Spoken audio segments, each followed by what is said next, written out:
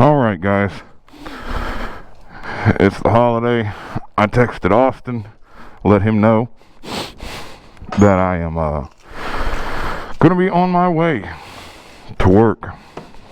Gonna be pretty sweet.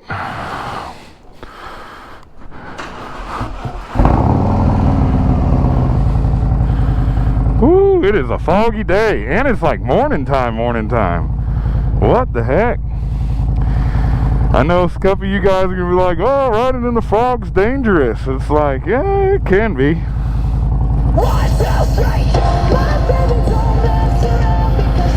Getting ready, gotta get these gloves on. So anyways, y'all, let me know where y'all are from.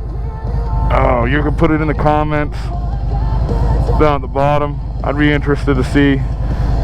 You know, I'm from Georgia, so it's January, foggy. But you're gonna still have me out here riding on this bike as we should too. You know, there's always gonna be, every day is a good day to ride. Woo!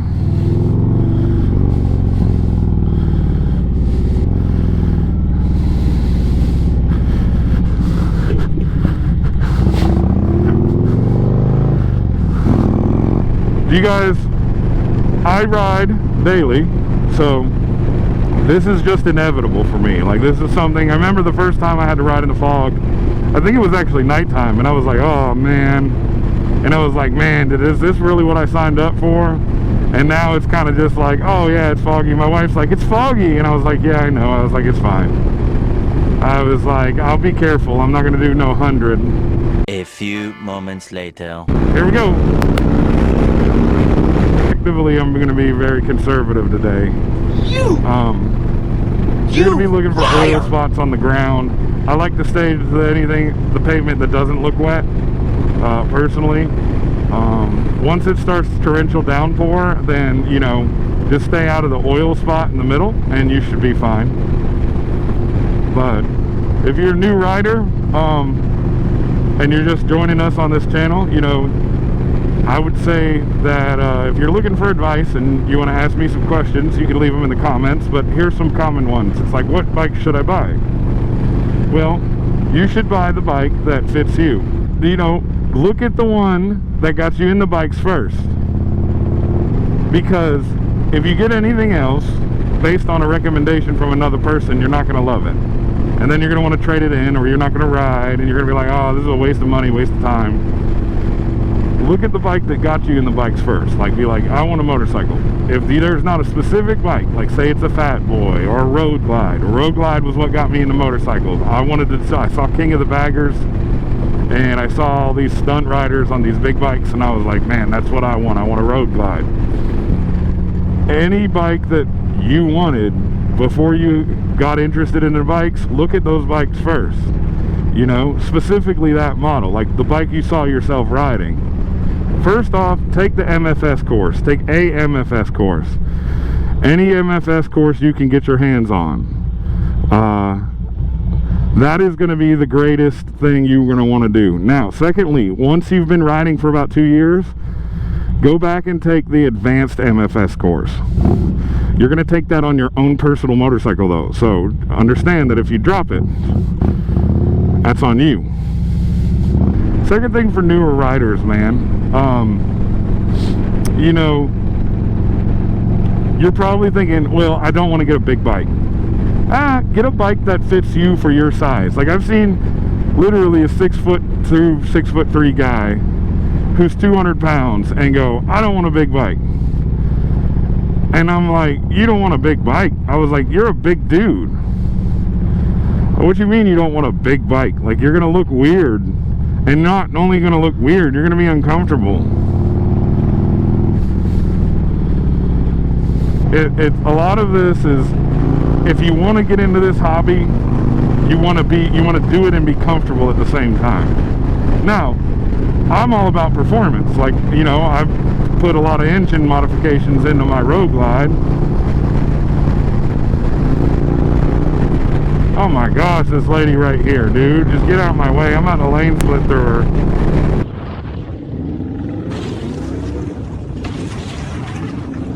back to what we were saying, the new rider question. Should I buy a brand new bike, or should I, what should I do? Should I buy a used bike? Well, it's up to you. What's your budget? Now, here's the thing, is I'm going to tell the truth. I love this hobby. It's a very good hobby. This hobby is like being a furry. You're going to spend money on it. What did he say?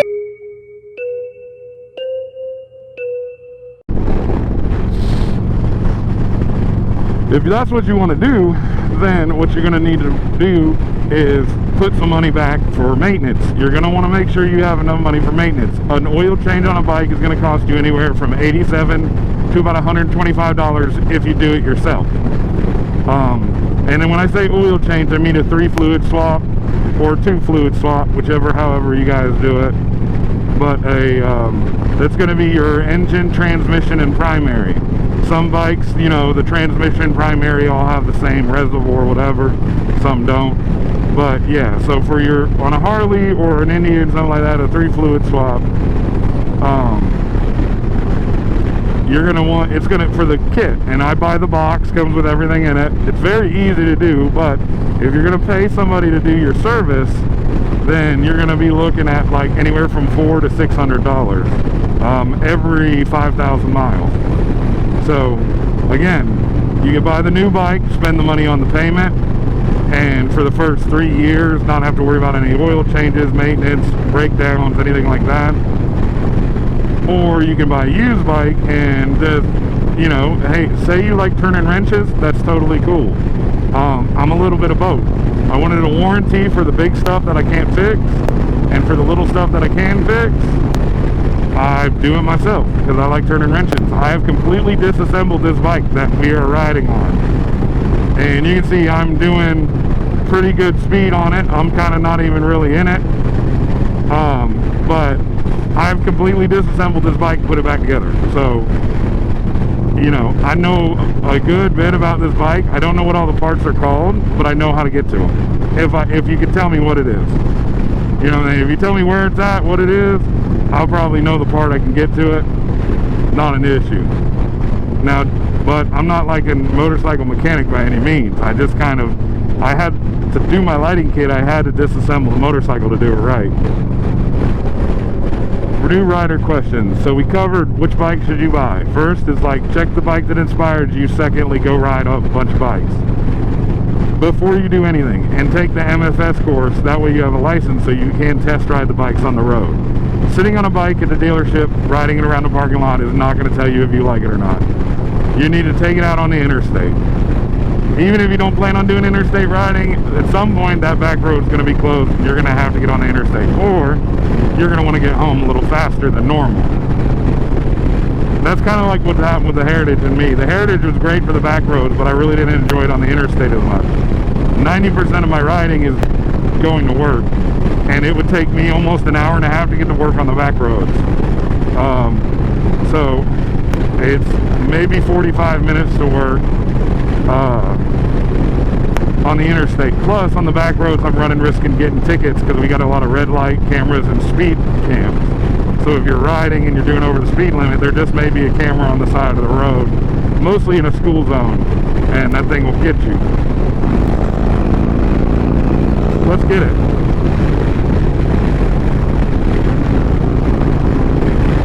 My exit's coming out. I gotta see if there's a cop. If it's not a cop, I'm gonna pass him. Nope, not a cop. Here we go. Yeah, so, wow, it just got foggy. That's crazy. And I'm gray. Now you know why I got a lighting kit. Everybody's like, lighting kits are gay. Yeah, maybe if you ride only in sunny weather, you fair weather rider. Trying to get it over a little bit. I was trying to see with my visor, it's a little hard to see what lane he was in that curve. I think he might have been in this lane and he was just getting in the next one. I'm gonna give him some space because I don't know what he's doing. See, is he on his phone? Let's see. So Lundy's gonna go around and he's gonna be telling people about safety. So red line rejects, yeah, we're gonna be red line rejects, and we're gonna talk about safety.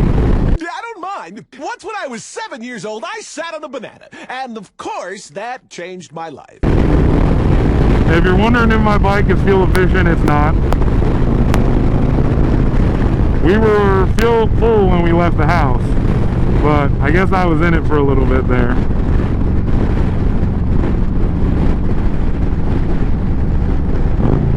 Okay, I've got, just because there's cars, I need to be able to get ready to get out of the way. I'm gonna wait. There's a lot of fog. I definitely don't want to lane split in the fog. I normally won't do that, but I do want to be able to see all the way up through here so that I can judge if anybody's changing lanes. Is my lane going to stop? What's going to go happen? I'm kind of making sure that I'm in a proper position for not only me visually, but for those that could be merging onto me visually. So being right here where they can look down the line and see me is going to be the best area to do that.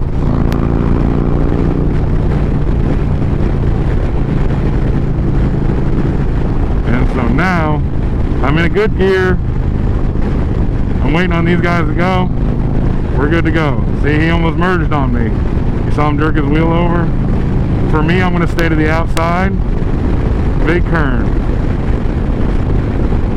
Getting a little bit too dark over here for me, so I'm going to go to the inside.